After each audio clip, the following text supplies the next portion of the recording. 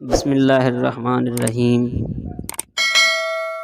نئے سٹوری 2.2 میں خوش آمدید۔ جو لوگ میرے چینل پر نئے ہیں میرے چینل کو لائک کریں، سبسکرائب کریں اور بیل آئیکن کے بٹن کو پریس کرنا نہ بھولیں تاکہ اس طرح کی اچھی ویڈیو میں ہم آپ سے بار بار ملتے رہیں۔ اسرار کالج کے راز ایپیسوڈ 15۔ بیٹی کہاں ہے؟ اسے کیسے بچانا ہے؟ بس رات کا انتظار تھا۔ فی الحال اسے کتاب کی ٹینشن تھی۔ وہ کوئی عام کتاب ہرگز نہ تھی اور اس میں چھپا سب سے قیمتی راز بھی صلاح الدین ڈیکوڈ نہیں کر سکا تھا۔ آخر تو اس کتاب کے بارے میں اور سرمد کے سوا کوئی نہیں جانتا تھا۔ پھر وہ کیسے کتاب چرائی گئی؟ آخر کس نے چرائی؟ کس نے؟ وہ ابھی بھی الجھی بیٹھی تھی۔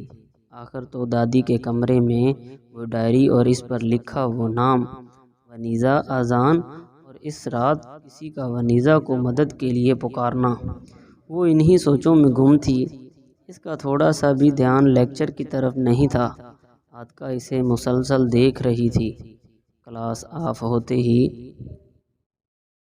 اسے کھینچتی ہوئی باہر گراؤنڈ کی طرف لے آئی۔ ہادیہ، اب کیا ہوا ہے؟ پریشان کیوں ہو؟ عاتکہ نے اس سے پوچھا۔ عاتکہ، میں الجھ چکی ہوں۔ پتہ نہیں میری زندگی میں کیا چل رہا ہے۔ کچھ بھی نارمل نہیں۔ کچھ بھی، ہادیہ نے جواب دیا۔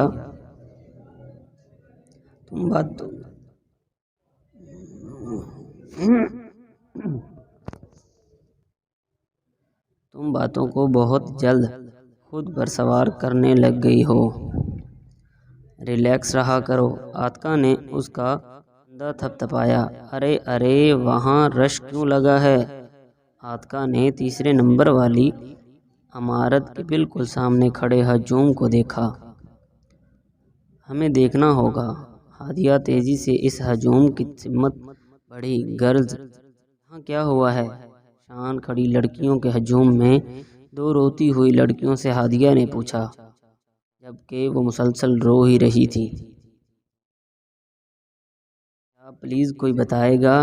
عاتکہ نے اونچی آواز سے پوچھا۔ وہ دراصل یہ لوگ کوئی کھیل رہی تھی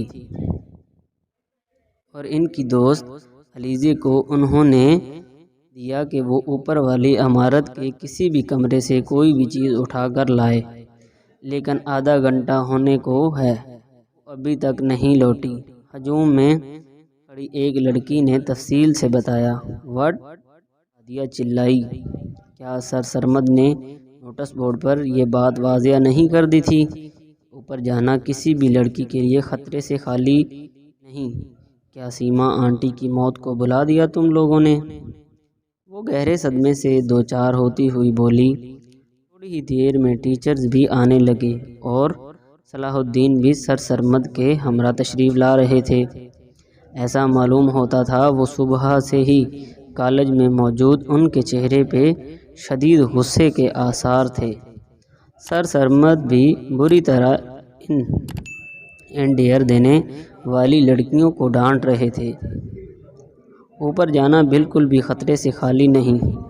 کوئی اوپر جا کر کیسے دیکھ سکے؟ صلاح الدین نے بے بسی سے کہا۔ سر، اگر آپ کی اجازت ہو تو میں دیکھ کر آؤں؟ ہادیہ نے 2 قدم آگے بڑھتے اعتماد سے کہا۔ ہر کوئی حیرت سے اسے دیکھ رہا تھا، جو موت کے منہ میں جانے کے لیے خود کو پیش کر رہی تھی۔ بے بسی سے ادھر ادھر دیکھتے صلاح الدین کی نظریں ہادیہ پر ٹھہر گئیں۔ یہ وہی پر اسرار لڑکی ہے۔ صلاح الدین کو ہادیہ اچھے سے یاد تھی، لیکن یہ غائب کہاں ہو گئی تھی؟ جب میں نے اس سے ملنا چاہا، کالج حاضر ہونے کے باوجود نہ مل سکا، اور اب اچانک سے یہ میرے سامنے کھڑی ہے۔ اب تو کوئی شک نہیں کہ یہ وہی ہے۔ صلاح الدین اسے دیکھتے مسلسل سوچ رہے تھے۔ جبکہ ہادیہ اجازت کے انتظار میں کھڑی تھی۔ سر مجھے بھی اجازت دیں۔ الحمدللہ، میں حافظ قرآن ہوں۔ میں قرآن مجید کی تلاوت کرتے ہوئے مسلسل ہادیہ کے ساتھ رہوں گی۔ عاتقہ نے بھی آگے بڑھ کر خود کو پیش کیا۔ تم دونوں کو اجازت ہے، صلاح الدین نے نرمی سے کہا۔ جب اس کی شاطرانہ نظریں مسلسل ہادیہ پر تھیں، ہادیہ اور عاتقہ نے سر پہ دوپٹہ اوڑھے ایک دوسرے کا ہاتھ تھاما اور اوپر کی طرف بڑھی۔ دور آفس کی چھت پر کھڑی زویا انہیں اوپر جاتا دیکھ کر قہقہہ لگا کر ہنستی ہی گئی۔ خوبصورت 9 سالہ بچی ایک بڑے سے پتھر پر بے سدھ پڑی تھی اور اس کے سر پر ایک خوبصورت چمکتے ریشمی کپڑے سے پٹی کی گئی تھی۔ بالوں سے ڈھکا وجود کسی ماہر ڈاکٹر کی طرح اس بچی کو دیکھ بھال میں مگن تھا۔ اس کے کانوں میں مسلسل یہی الفاظ گونج رہے تھے، معصوم الفاظ، میں جانتی ہوں تم میرے پیارے ہو اور میں دعا کرتی ہوں کہ تم مجھے پرنس نہیں بلکہ بیسٹ چاہیے۔ وہ مسکرایا۔ آہ، معصومیت کبھی کبھی درندگی کو ختم کر دیتی ہے پیاری بچی۔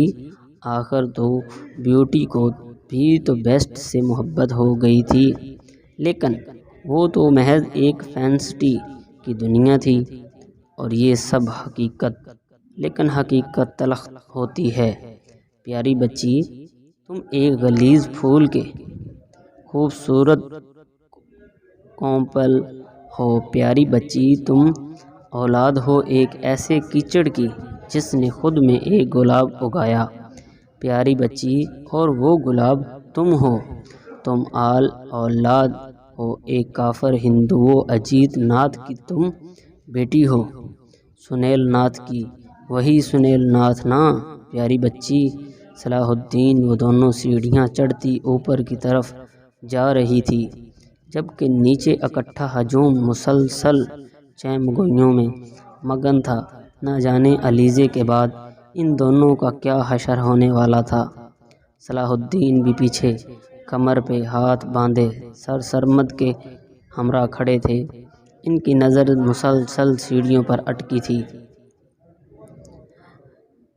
جانے کیا ہونے والا تھا، اور پہنچتے ہی ہادیہ نے عاتقہ کو دیکھا۔ عاتقہ، تم نیچے آ جاؤ، میں تمہارے لیے پریشان ہو رہی ہوں، ہادیہ نے کہا۔ اور میں تمہارے لیے عاتقہ نے بھی ترنت جواب دیا۔